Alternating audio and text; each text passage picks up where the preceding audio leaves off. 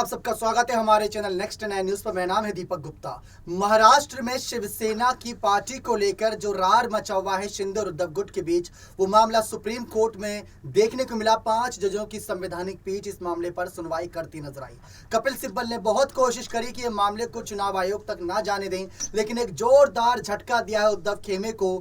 चुनाव आयोग के मामले पर सुप्रीम कोर्ट ने उन्होंने साफ कहा कि इस मामले पर आखिरी फैसला चुनाव आयोग का होगा। शिंदे खेमे के लिए राहत की बात कह सकते हैं, लेकिन राहत की बात उद्धव और शिंदे अभी दोनों के लिए नहीं है। अब उद्धव ठाकरे की मुसीबत बड़ी है, क्योंकि उद्धव ठाकरे को पहले कुछ दिनों की मोहलत दी गई थी दस्तावेज को लेकर। फिर दस्तावेज जब जमा कराने होंगे, इसके बाद असली और नकली शिवसेना को लेकर शिंदे और उद्धव गुट के बीच सारी बातें साफ होती नजर आएंगी। लेकिन महाराष्ट्र में सत्ता परिवर्तन के बाद से ही सीएम कुर्सी एकनाथ शिंदे के हाथों गई, लेकिन शिवसेना की कमान भी वो अपने पास ही चाहते हैं। अब इस बीच देखना यह दिलचस्प होगा कि शिवसेना की कमान किसके हाथ में जाती है।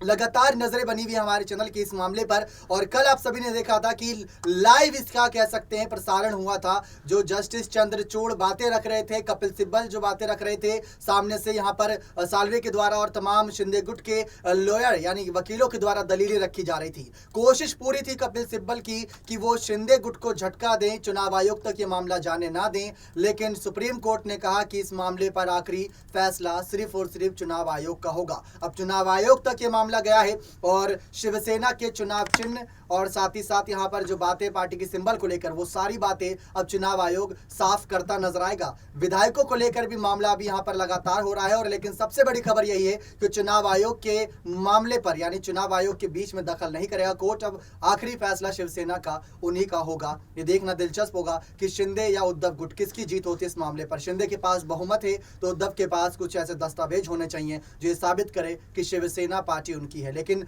बहुमत को नहीं ठुकराया जा सकता जो शिंदे के पास है, क्योंकि सांसद, विधायक, नगर सेवक सब यहां पर भारी मात्रा में समर्थन इस समय शिंदे के पास, और एक के बाद एक विधायक अब भी यहां पर कई बड़े झटके दे रहे हैं उद्धव ठाकरे को।